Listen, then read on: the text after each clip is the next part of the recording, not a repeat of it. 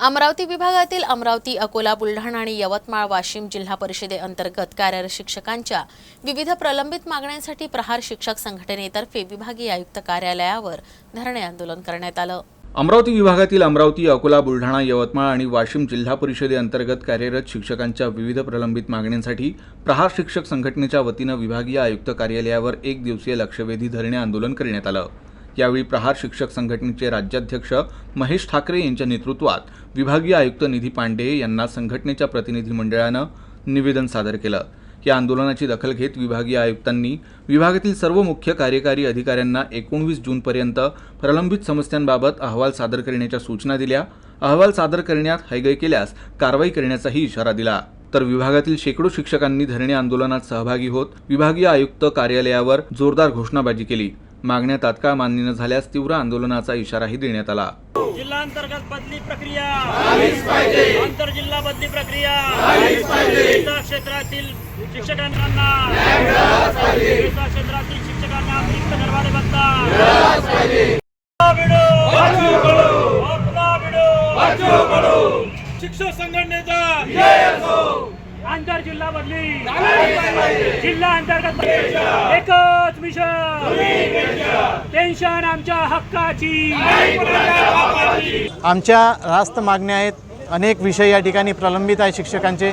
याच्यामध्ये 27 अशा मागण्या आहेत की ज्या प्रमुख मागण्या आहेत आमच्या शिक्षकांच्या दृष्टिकोनातून। यामध्ये विद्यार्थ्यांच्या पण काही मागण्या आहेत। विद्यार्थ्यांच्या अनुषंगानं आम्ही संच मान्यतेचे जे नवीन निकष आहेत ते रद्द करण्याची शासन स्तरावर मागणी केली आहे। अन्यायकारक निकष आहेत ज्यामध्ये विद्यार्थ्यांना न्याय मिळणार नाही, शिक्षक अतिरिक्त होणार आहेत आणि शैक्षणिक एक प्रश्न या ठिकाणी विद्यार्थ्यांच्या बाबतीत दुर्गम भागातील म्हणा किंवा खेड्यापाड्यातील विद्यार्थ्यांच्या बाबतीमध्ये, गरीब विद्यार्थ्यांच्या बाबतीमध्ये निर्माण होणार आहे। तो निकष रद्द करण्याची आमची मागणी आहे। त्यानंतर अशा जिल्हा परिषदमधल्या शिक्षकांच्या काही प्रमुख मागण्या आहे की ज्यामध्ये जिल्हा परिषद शिक्षकांच्या बदल्या असो, आंतरजिल्हा बदल्या असो, जिल्हा अंतर्गत बदल्या असो, त्या तत्काळ या ठिकाणी राबवण्यात याव्या, सुरू करण्यात याव्या संगणक प्रणालीद्वारे। आणि त्यानंतर पदवीधर शिक्षकांना वेतन श्रेणीचा प्रश्न असो, पदवीधर शिक्षकांचे प्रमोशन असो, केंद्रप्रमुखांचे प्रमोशन असो, सर्व संवर्गाच्या पदोन्नती प्रक्रिया राबवण्यात यावी। त्या पत्रामध्ये आज संध्याकाळी 6 वाजेपर्यंत आमच्या सर्व मागण्यांच्या अनुषंगानं तत्काळ अहवाल सादर करण्याच्या सूचना, आदेश विभागीय आयुक्तांनी सर्व मुख्य कार्यकारी अधिकाऱ्यांना दिलेला आहे। आणि यामध्ये जर हयगय केली तर कारवाई होणार असा पण त्यामध्ये सक्त ताकीदसुद्धा विभागीय आयुक्तांनी दिलेली आहे। आम्ही आज संध्याकाळी 6 वाजेपर्यंत या ठिकाणी प्रतीक्षा करणार आहोत।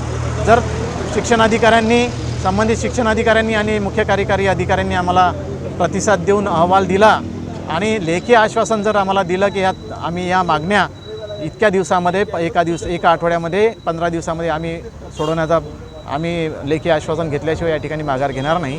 आणि जोपर्यंत आम्हाला लेखी आश्वासन मिळणार नाही तोपर्यंत आम्ही आमचं आंदोलन मागे घेणार नाही अशी आमची भूमिका आहे।